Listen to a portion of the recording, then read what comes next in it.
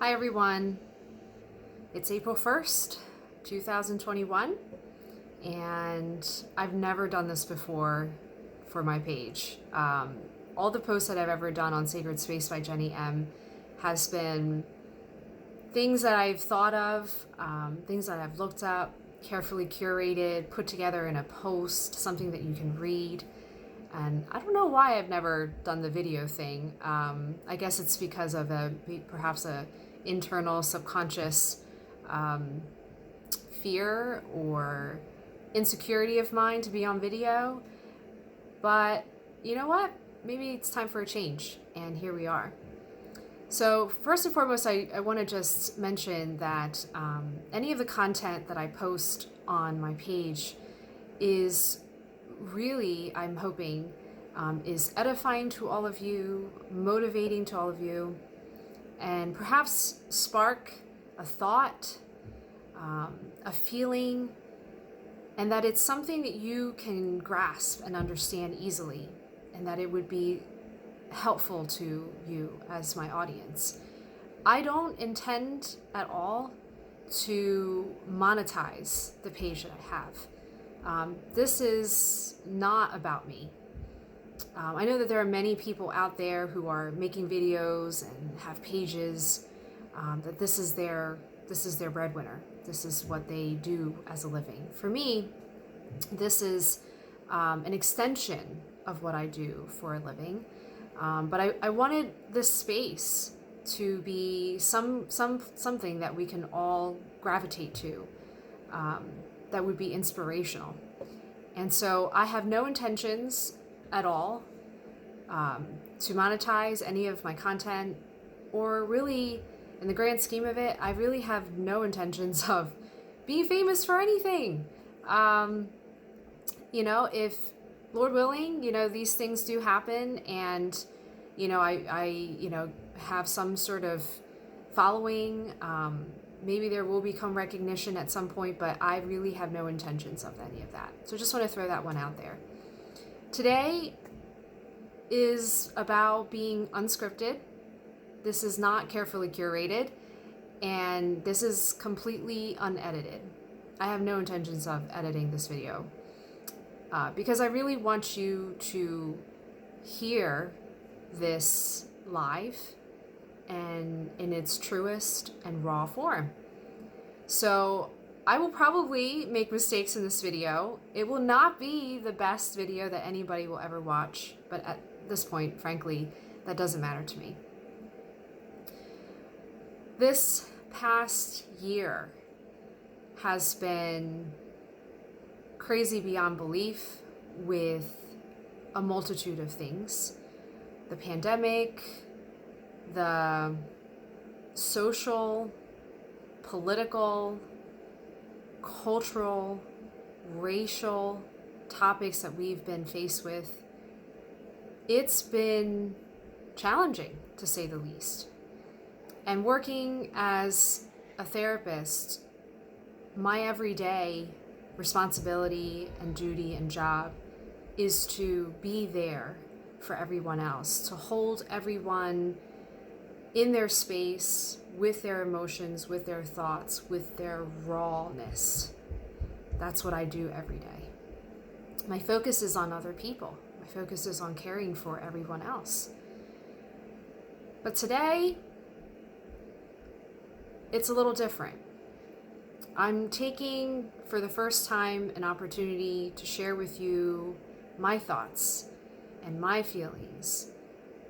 It is an opportunity for self-disclosure, which we know in mental health therapists, we are very careful with self-disclosure because we don't want to be the person responsible for influencing your thoughts and your feelings. We don't want to implant things in your mind that don't belong there. My thoughts are my thoughts, my feelings are my feelings. But for today, we're just going to change up that self-disclosure a little bit. And I'm just going to share with you the essence of what I've been thinking and feeling for the past year. yesterday I had a session with a young family, biracial family, black, white, biracial children. And in this session, I met with them for the very first time. We've never really had an opportunity to talk about racial relations and how this affected the things that are going on, how it's affected this family. And for the very first time, I'm meeting the father. I've had conversations with the mother. But for the very first time, we were talking about these really sensitive topics here, because these were real concerns in the home and truly affecting this client who I've been working with. Having a conversation with them totally motivated me to look within myself. Because one of the questions that was asked in that session was, what are we supposed to do with all this information that we have?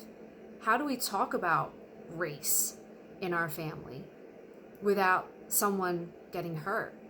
How do we express our discontent, our anger, our sadness, our frustration without it turning into derisiveness, without there being division even in our own family unit?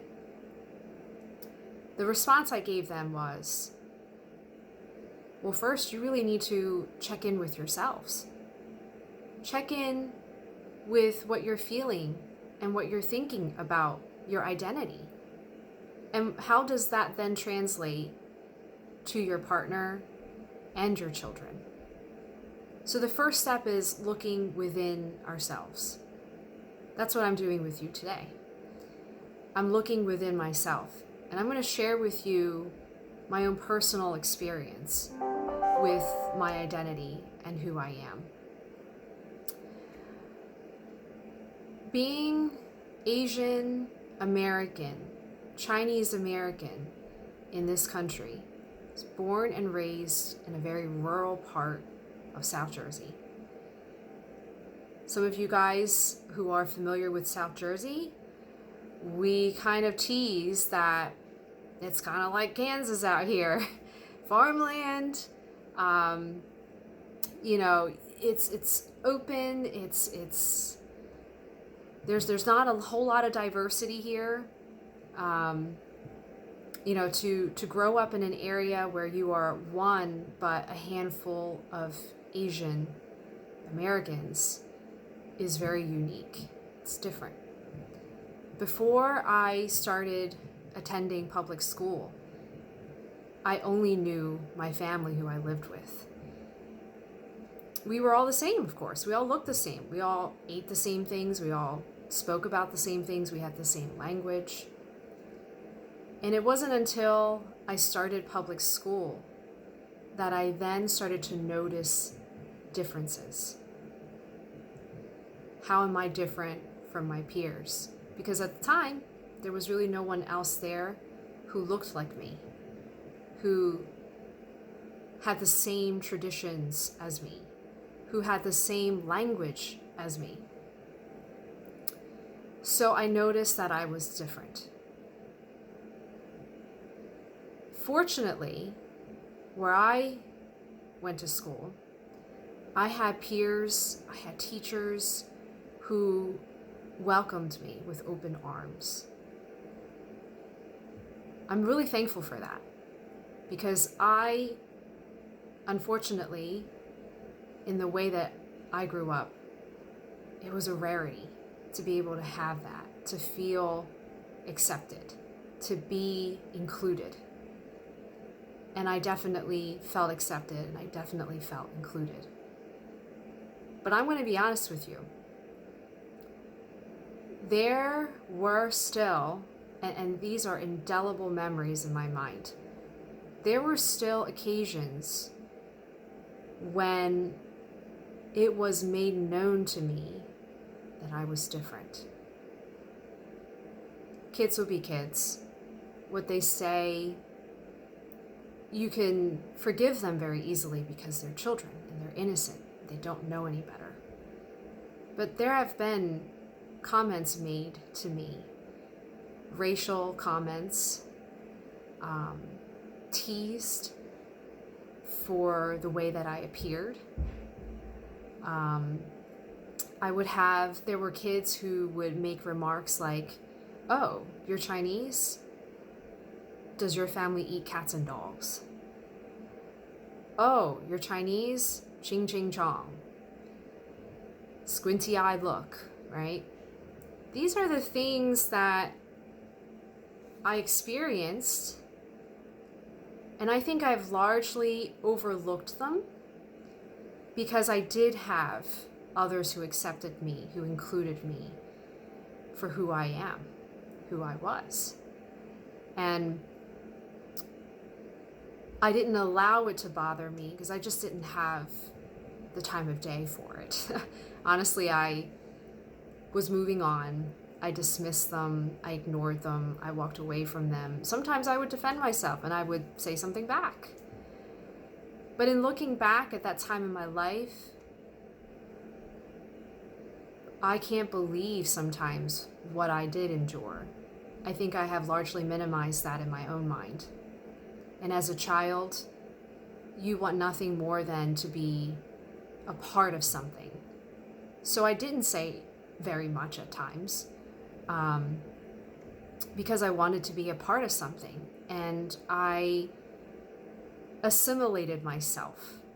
I tried my best to sound like everyone else and tried my best to look kind of sort of like everyone else by wearing the things that they wore. I wanted to talk about the things that they talked about. So I would study. I would literally go home and watch the shows that they watched because I wanted to know what it was that they were interested in. Assimilation. These were the things that I lived and I experienced. This past year has been a reawakening of some of the experiences that I lived through. In some ways, you could call it a bit of a re-traumatization of the lived experience of racism, prejudice, stereotyping. I lived through that.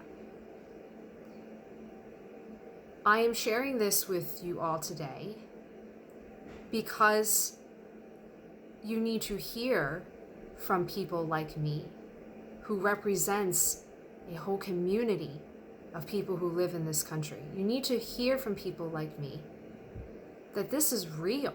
This is raw. This is not something that can be overlooked anymore. So you want to know how you can help? You can help first by checking yourself. Check with yourself. Ask yourself, do I have subconscious biases? Do I have thoughts that lean towards stereotyping? Do I have prejudices? Do I have thoughts? Have I said things? Do I have feelings that would lean into racism? We all do it. Let's be honest. I've been there. I've done that. And you would categorize a person like me as a race. But I've done those things too. I am no different than you. I just happen to have more tools in the bag because of the profession that I'm in. I've learned things. I've done a lot of the work on self to be able to be completely and 100% effective for others, for you. If you want for any of this to change, look within yourself first. Be willing to be honest with yourself, because I've had to do that. Our fight against racism is nothing new. It's nothing new. Our experience with racism, our stories, nothing new. But what the last year has totally done for us is put a spotlight on the very visceral, subconscious things that we all don't want to talk about. We all want to avoid because it's uncomfortable, it's ugly, it's vicious. But if you don't talk, if you don't address the problem, this will not change. Racism will not change. It will go nowhere. There will be no progress. There will be no improvement if you don't discuss this. So this video is going to be the first of a series of videos that I will be recording with thoughts, opinions, but a whole lot of it is going to be fact, because these are things that we've studied, that we've worked with, that we know that there are ways that we could deal with this topic of racism. We know that there are ways that are effective. Right now, we're going to start with you, with me, and the work that we need to do inside to make a difference later on the outside with others. So I hope that you will stick around and you will join me in these conversations. Please feel free to post your questions. Please feel free to engage in dialogue on my page or anywhere else for that matter. You could talk with anyone else. It doesn't just have to be online. It could be in person. But I'm encouraging everyone to do the internal work so that we can have conversations, so that we can speak up and speak out when we see injustices out there in the world. I hope that you guys will stick around and that you'll still feel safe in this space that I've created in this little corner of social media world. Thank you guys. Take care for today.